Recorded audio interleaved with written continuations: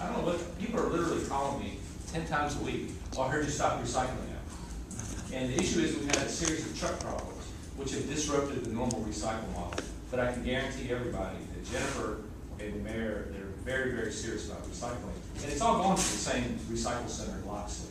What we do is we ask the residents to separate paper and cardboard, plastics, which is any kind of consumer plastics, except plastic bags. That's the big thing we don't take.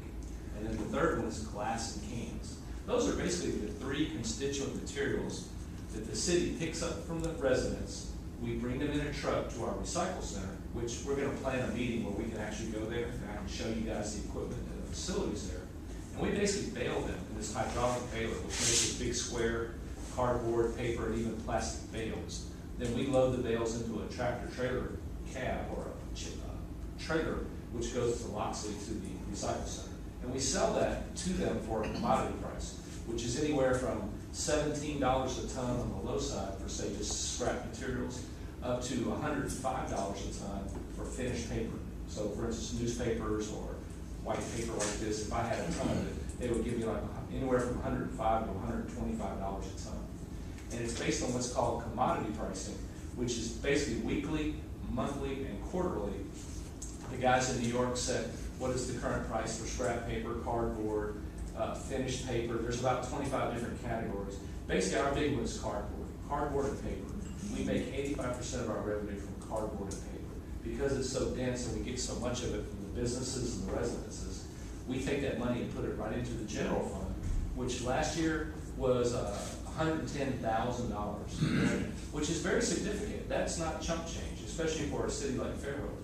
So the cost of recycling them is about $335,000 a year to run 3 trucks and 3 guys and 2 inmates on the back, which basically go around and pick it up from the home residences. So it's not a money-making operation, but it is a great thing because we're not putting it into the landfill, and I'm not paying $31 a ton is what it costs me to throw my garbage away. That's a big factor that people don't. Every month I do the audit. I've got to do one probably this week. It's about anywhere from $18,000 to $23,000 a month the city of Fairhope pays to put material into the landfill. How much?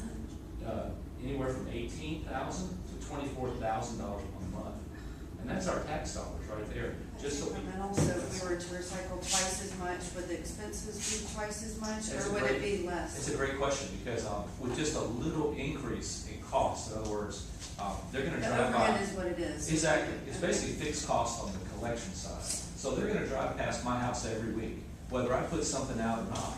Whether they stop and pick it up is about a 2-minute decision by the driver, who's just on what's called a visual pickup model. He'll just drive down every street every week. And then if we got all the people in Fairhope to put out, right now the number is about 43% of people that are participating. So we've been stuck at that number I've been here almost 3 years now. Yeah, it's just been stuck because mostly you've got some people that are retired or that are very environmentally conscious. They're very diligent, and that's at 43%. Then you've got a lot of new people moving in that were required to recycle, say in New Jersey or Texas or California, that sort of participate. They don't want to take time to separate everything. So it's easier not to because we don't require it to. So most of the net new people coming in are not recycling. You don't require the separation?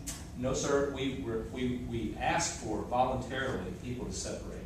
We've got people that use what's called a single stream model, and we'll talk about that today, where basically you put all your materials in one can. Then the guys come by and they just dump it in the back of the truck. This is what Daphne, this is what most municipalities are moving to, because it's so much quicker to collect on the route. And it's easier for the consumer, to just sit at home and just put everything in one can. The problem is, when I deliver a mixed load, at the end of the day, my truck is full of all this mixed cans and glass, and I bring it to the same recycling dealer in Loxley. He's only going to give me maybe $17 a ton is the most I can make. If I have glass mixed into that, he's going to charge me. He's actually going to charge me for dropping that off because he has to get workers to come out with rakes and put the glass in one corner, the cans in one corner, the wet soggy cardboard and paper in one. Then they've got to rake it out in the sun, let it dry, and they've got to bale it. So the labor is so intense, he basically is charging me up to $55 a ton to drop off this junky load of just goo in his garage floor.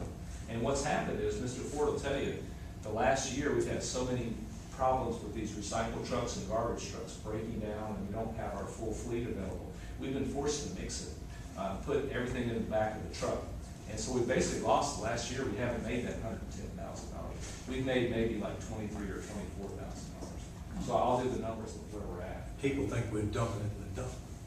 Well, they You get see it confused. going in the garbage truck. That's the biggest calls I've been getting Yep. is, They see a big white truck pull up with two guys It's in kind front. You know, they have no idea if it's garbage or recycle. Because the same kind of truck can run garbage. If it's not that big auto truck with the automatic arm, we have a manual truck which picks up garbage.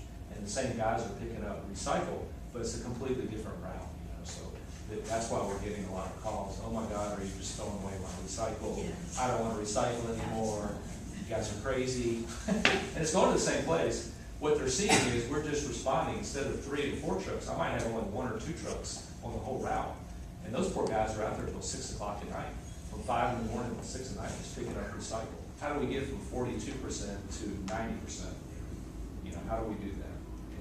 Just putting it all in one can and then picking it up with that auto truck, that's a quick way to get to 90%. And it keeps all the material out of the landfill, but if we lose the revenue. Right. So the committee here, the next couple of meetings we have, we want you guys to think about what is the next step for Fairhope. Which model do we want to pursue? Do we want to make money on these materials and store them and kind of like get into the commodity brokerage business? Or do we just want to make it easy for the residents and mix it up and just deliver it and kind of not worry about making money on materials, you know? So it's a big question, and it's got a big impact on what kind of trucks do we buy, how many people do we hire, what is the next 10 years for Fairhope going to be? You know, it's a big question. And that's why the recycle committee's been reformed under Mr. Ford, to decide these issues and bring it to the city council and let them get our recommendations. See, You know,